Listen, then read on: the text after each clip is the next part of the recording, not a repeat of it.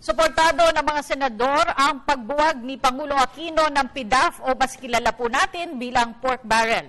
Ang ilan pa sa mga ito ay ipinanukala ang pagiging transparent ng pondo. Ang ulat mula kay Bianca Piedad. Marami sa mga senador ang nagpahayag ng suporta sa abolisyon ng Priority Development Assistance Fund o PDAF o mas kilala bilang pork barrel.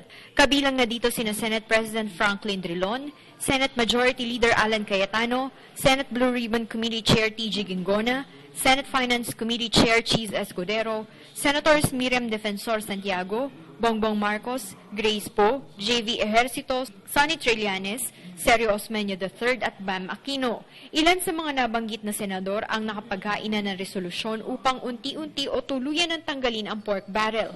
Ang ibang senador naman ay sumusuporta din sa abolisyon ng PDAF sa kondisyon na gawing transparent ang buong national budget at ilagay sa line item budgeting ng General Appropriations Act o GAA ang lahat ng proyekto upang makita kung saan napupunta ang pondo ng gobyerno. Hiniling ito ni Senate Minority Leader Juan Ponce Enrile, Senador Sonny Angara, Coco Pimentel at Nancy Binay. Nais din ni Enrile na kasamang matanggal ang lump sum na tinatanggap ng mga ahensya ng gobyerno, habang sinabi ni Binay na dapat wala na rin matanggap na insertions ang mga senador.